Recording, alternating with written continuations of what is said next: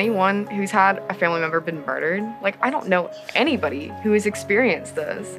And it's kind of like, even now, it's like, how can I talk to people about this? Because on a level, it's like, how can people understand?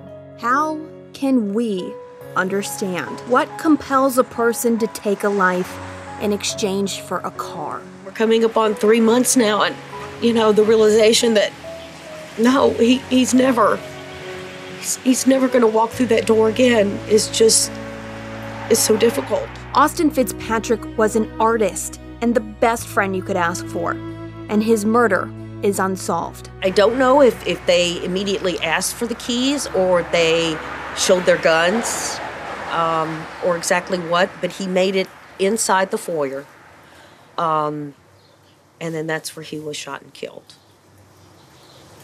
And then they just grabbed the keys and took off in the car. The criminals didn't get far before ditching the car, but his family fears this wasn't their first time and won't be their last. The lack of fear they had when they did it, they've done this before. Yeah. They've totally done this before.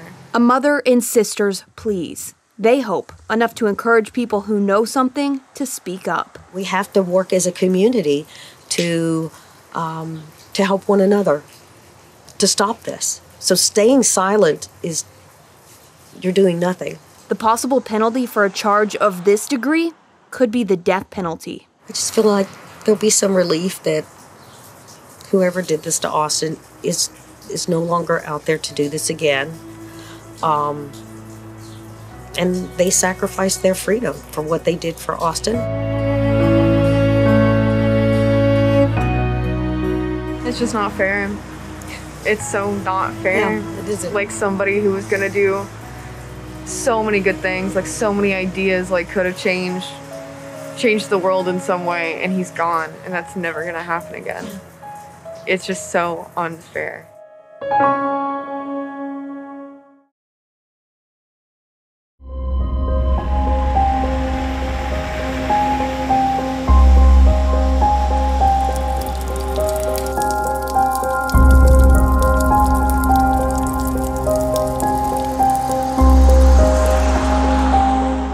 Their parents are working and they can't be at home all the time. There's no school, like there's no after school programs for them to go to, so they get introduced to these gangs. I just think this is just what the pandemic has made a bigger problem. Fitzpatrick parked his car in front of his apartment on November 16th, just after 1 a.m. when he got home from a camping trip.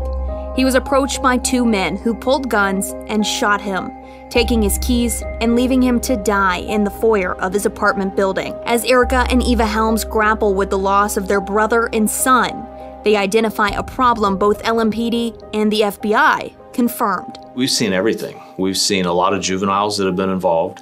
We've seen gang members that have been involved. We've seen juveniles working with adults who have been involved. So I don't believe that it's one large group that's doing all this. I believe it's separate individuals, separate groups. Sometimes they're working together. There's nothing solid to say that's exactly what it is, but we believe that not being in school has definitely contributed to some of this activity.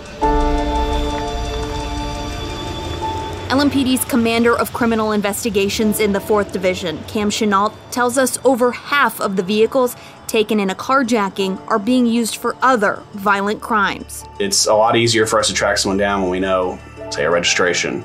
But when that car is taken from someone else and then used shortly thereafter in a crime, and then say ditched 20 miles from the crime, it makes it a lot harder for our investigators to make arrests. So we know these cars are used in more serious crimes, up to and including murder. In St. Louis, carjackings decreased 1% between 2019 and 2020.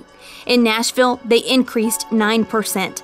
But in Louisville, in 2019, there were 81 carjackings, and in 2020, 211 carjackings, for a 160% increase.